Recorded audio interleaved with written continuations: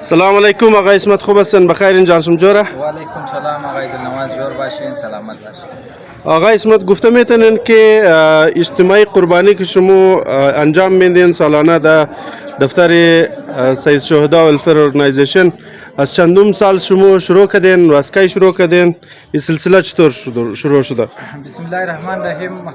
آقای دلنواز مو از 2019 کسته در پلتفرم سید شهدا ولفیر سایتی اجتماعی قربانی را کسته شروع کردیم و الحمدلله یعنی 17 سال است که در برپور اعتماد مردم، دوستا، مخیرین، اونایی که نظر دارند توسط از ما الحمدلله این سلسله جاریه که امروز سال 2026 است و امروز هم الحمدلله قربانی در انجام میگیرد.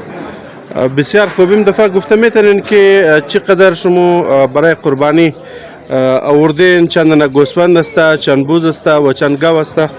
بالکل امسال کسته چون که از پار سال تبال قیمتی بسیار زیاد شده، گرانی زیاد است دیگه. مو بازم کوشش کرده که همو هر رقم حیوان یا مال که مو میخری گوسفند باشه، گاو باشه، بسیار صحتمند و خوبصورت باشه، همنا کوشش کرده که بخری دیگه. امسال کسته مو 3 دانه براو یا گاو که موگه خریده و 23-24 دانه گوسفند است، 1 دانه بوز است که انشالله کسته امروز قربانی زی انجام میگیره. آقا اسمت، گفته میتونین که دزی اجتماعی قربانی شما را کسته دونر سپورت مونه یا نه خودگون شما ممبرز یا دوستای فاوندیشن کسته پیسه جمع کرده اجتماعی قربانی را انجام میتون؟ آقای دلنواز این بسیار کلان پروژکت است. هر پروژکت سید شهدا الحمدلله بهترین و بسیار منظم میشه. ظاهر گوه که ایره در تنهایی یک نفر گفته نمیتونه که ما از طرف از خود خدم، چون که منیزی کسته که مو همیشه گو پروژکت کو که میندازی بس منیزو کسته مخیرین دوستا هسته که هر سال من اجتماعی قربانی از مو ایسیخ میندازه. امسال هم توسط همسناهی هسته دیگه الحمدلله. باز دوستا از مو پورا گاو را کسته دونیت کده، بعضی ها حصه گرفته، بعضی ها پورا گوسفند دونیت کده دیگه. مطابق همزو شرعی اصولای شکسته من از قربانی مختلف آدم از مختلف جایای کویتا یا از کویتا گروه کسته اونا من از قربانی صدار هستند. بسیار خوب. خب بعد از او که گوشتا کس جور مشه قربانی شما حلال مونین، در مردم چطور توضیح مونین؟ این سیستم چون که اداره سال کار کرده رایه، بس پیش از مو پروسس است، لیستینگ است، خانواده ها است دیگه. مو نمونار کس ترتیب شی جور کرده هر سال که مو کار مونی، چون که تقریبا 10 سال هر مامو مای خدایی اول کس از طرفی همراهانی از علامه سید احمد کاظمی صاحب که است قربانی اینجا انجام میشه. خلاصه او پرکتیس شده یا پیش از مو تمام ترتیب سیستم ازی جور کرده دیگه. صرف اینه که مو هر روز را در مطابق موضوعی که پیش از مو گوشت است یا گو چیز دیگه در مطابق موضوع لیستینگ خور کرده بس کستمو تقسیمات خورمونه.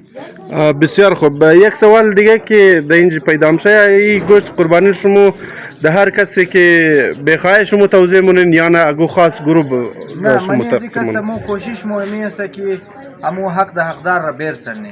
خلاصه من اجتماعی قربانی یا دیگه پروژکت ها کوشش مو 100% امیر مونی که مطلب امویی که ضرورتمند است زو چیز را موموره برای همزنا رسنده بیتنی دیگه. باز دوستا علمدار روड است، فیملی اونار برای شرعی مونی، بعضی همیز هزار ټاون است د خانه شرعی مونی، بعضی کسته که نمبر پیش موست اونا ما هم از دفتر هم کسته امو دونیشن دی هر چیز کسته مو ریسیف کنه. بسیار خوب. برای قومایی که د دیس خو زیاد داره یا استعداد چیز زیاد است اونا بلده زنا شما چیز پیغام دارن؟ برای از ما آقای دلنواز قصه بسیار مختصره که مو همز دور انفرادی کسته باید برشنیم. مو منیج مو باید اجتماعی فکر و اجتماعی سوچ پیدا شونه. مطلب توخین اگر یکو نفر صاحب حیثیت است قربانی میخواه کنه بس او کسته که مونه در خانه وقتی که مونه درست بل نیت از نه شک نیه، لیکن زیادتر او تر تقسیمات موشه که مطلب منی از خود آدم موشه نه منی نزدیک رشته داره کسته شاید یک گلوکشی صاحبی حیثیت باشه دیگه. مقصد از مو صرف اینی اگر هر کار از مو برای اجتماعی مسائل کو مو بیشی سوچ کنی، فکر کنی و بلی از اجتماعی طور پر عمل کنی، انشالله منی معاشره بسیار خوبی‌ها پیدا میشه. بسیار خوب، جور باشین. تشکر. رسیدن عید سعید قربان را به تمام شما عزیزان مبارکباد میگوییم. خدا کنه یک عیدی پر از خوشی‌ها را پیش رو داشته باشین. عیدتان مبارک.